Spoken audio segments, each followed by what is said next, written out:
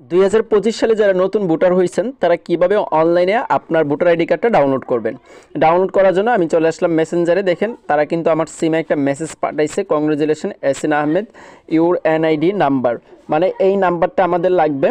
এই নাম্বারটা আপনি যে ফোন নাম্বারটা দিয়ে আসছিলেন যখন ভোটার আইডি কার্ড করার জন্য গিয়েছিলেন, তখন কিন্তু আপনার ছবি তোলার পরে আপনাকে বলছিল যে আপনি একটা ফোন নাম্বার দেন। এই ফোন নাম্বারে এই মেসেজটা চলে আসবে।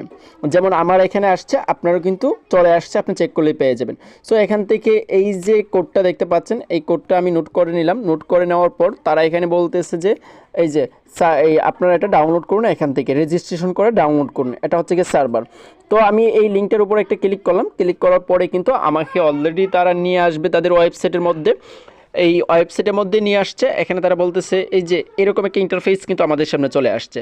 তো এখানে আমরা দুইটা অপশন দেখতে পাচ্ছি, একটা হচ্ছে গিয়ে রেজিস্টার আর একটা হচ্ছে গিয়ে আবেদন করুন।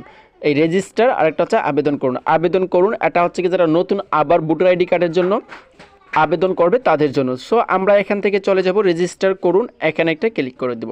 ক্লিক করার পর আমাদের সামনে কিন্তু এরকম একটা ইন্টারফেস চলে আসবে।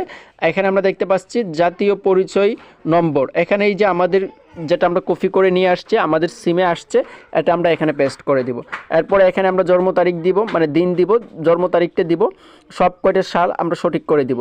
তারপর এখানে যে একটা ক্যাপচার দেখতে পাচ্ছেন আপনারা, ক্যাপচার রয়েছে। এই ক্যাপচারের মধ্যে যে লেখাটা রয়েছে এটা আমরা এখানে লিখব।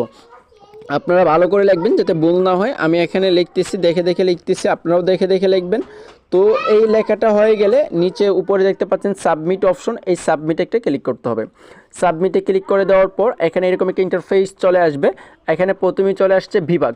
তো বিভাগে এখানে আপনি একটা ট্যাপ করবেন। ট্যাপ করার পর আপনার বিভাগটা সিলেক্ট করবেন। আমি হচ্ছে কি ময়মনসিংহ বিভাগ। এরপর জেলা, জেলা আমি এখান থেকে নেত্রকোনা সিলেক্ট করে দিচ্ছি। উপজেলা আপনি আপনারটা দিবেন, উপজেলা হচ্ছে কি নেত্রকোনা। তারপর আবার হচ্ছে কি স্থায়ী বিভাগ, স্থায়ী বিভাগ আমার ময়মনসিংহ, জেলা নেত্রকোনা।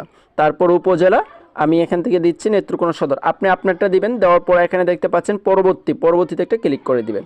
পরবর্তীতে ক্লিক করে দেওয়ার পরে আমাদের সামনে কিন্তু নতুন আরেকটা ইন্টারফেস ওপেন হয়েছে। এখানে এই যে নাম্বারটা, আমরা যে নাম্বারটা দিয়েছিলাম এনআইডি কার্ড করার সময়, এই নাম্বারটা কিন্তু এখানে চলে আসছে। আপনি চাইলে ফোন নাম্বারটা পরিবর্তন করতে পারবেন। অনেকেই আছে যে ফোন নাম্বারটা হারিয়ে যায়, তারা এখান থেকে এই যে মোবাইল পরিবর্তনে ক্লিক করে পরিবর্তন করতে পারবেন। সো আমি এই নাম্বারেই এই কোডটা আনবো, যার কারণে এখানে আরেকটা অপশন আমরা দেখতে পাচ্ছি যে বাতা পাঠান, এখানে একটা ক্লিক করে দিলাম। ক্লিক করার পরেই কিন্তু আমি একটু ওয়েট করব কিছুক্ষণের মধ্যে। এখানে আমাকে কিন্তু তারা একটা কোড নাম্বার পাঠিয়ে দিবে তাদের এখান থেকে। আমার এখানে যে কোড নাম্বারটা আসছে, কোড নাম্বারটা আমি এখানে বসিয়ে দিচ্ছি। পরে এখানে কোড নাম্বারটা দেওয়ার পর বহালে একটা ক্লিক করে দিতে হবে। বহালে ক্লিক করে দেওয়ার পর তারা এরকম একটা ইন্টারফেস কিন্তু আমার সামনে নিয়ে আসছে। এখন আমাদের যে কাজটা করতে হবে, এখানে লেখেন দেওয়া আছে জুম করুন, এটা আমরা জুম করে নিব। এখানে জুম করে নেওয়ার পর এই যে জুম করলে এতটুকু আসবে। আসার পর আমি যে কাজটা করব, এটা একটা স্ক্রিনশট নিয়ে নিব, কারণ এখানে দুইটা ফোন লাগে, যেহেতু আমার কাছে একটা ফোন, আমি এটা একটা স্ক্রিনশট নিয়ে নিলাম। স্ক্রিনশট নিয়ে নেওয়ার পরে আমি এটা আবার ছোটো করে নিব। তারপরে এখানে তারা আমাদেরকে একটি মেসেজ করে দিছে যে আপনি একটি অ্যাপস ইনস্টল করুন। এই অ্যাপসটা, এই যে অ্যাপসটা আমরা এই যে নামটা দেখতে পাচ্ছি, এই নামটা আমি এখান থেকে কপি করে নিলাম। এটা হচ্ছে গিয়ে অ্যাপস। এই নামটা কপি করে নেওয়ার পর আমি চলে আসলাম কোথায়, আমি চলে আসলাম গুগল প্লে স্টোরে। গুগল প্লে স্টোরে আসার পর এখানে যে সার্চ বারটা রয়েছে, আমি ওই নামটা এখানে পেস্ট করে দিলাম। পেস্ট করে দেওয়ার পর এই অ্যাপসটা আপনারা সকলেই ইনস্টল করে নেবেন। এই অ্যাপসটা ইনস্টল করে নেবেন। এখন আমরা যেই অ্যাপসটা ইনস্টল করছি এনআইডি অল্টার, অ্যাপসটা ওপেন করব। ওপেন করার পরে এরকম ইন্টারফেস চলে আসবে এবং এরকমভাবে স্ক্যানার করে দিব। স্ক্যানার করে দেওয়ার পর এখানে কিন্তু আমাদের একটু তাকাইতে হবে। এখানে আমাদের পেজের নিবে, আমাদের পেজ নিবে এখানে।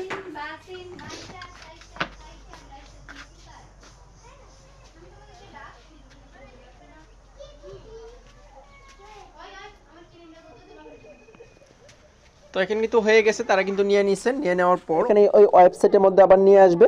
নিয়ে আসার পর আপনারা এখান থেকে দেখতে পাচ্ছেন যে আমাকে স্বাগতম তারা জানাচ্ছে। তারপর এখানে দুইটা অপশন, এড়িয়ে যান, পাসওয়ার্ড সেট করুন। সো আমি এখান থেকে এখন পাসওয়ার্ড সেট করব না, আমি এখানে দিলাম এড়িয়ে যান। এড়িয়ে যানে ক্লিক করলে কিন্তু এরকম ইন্টারফেস চলে আসবে। এখানে আপনার যদি কোথাও নাম ভুল হয়, এগুলো আপনি এখান থেকে সংশোধন করতে পারবেন, বিস্তারিত প্রোফাইল দেখতে পারবেন। সো এখন যেহেতু আমি ডাউনলোড করব, ডাউনলোড করার জন্য নিচে যে অপশনটা দেখতে পাচ্ছেন ডাউনলোড, এখানে একটা ক্লিক করে দিব। এখানে ক্লিক করে দেওয়ার পরে এই যে ডাউনলোডটা ক্লিক করলেই কিন্তু এটা আমাদের ডাউনলোড হয়ে এই যে গ্যালারিতে চলে আসছে। দেখেন ডাউনলোড হয়ে চলে আসছে। সো এইভাবে আপনারা খুব সহজেই কিন্তু এই কাজগুলো করে নিতে পারবেন। তাহলে আজকে ভিডিওটা এই পর্যন্ত। সবাই ভালো থাকেন, সুস্থ থাকেন।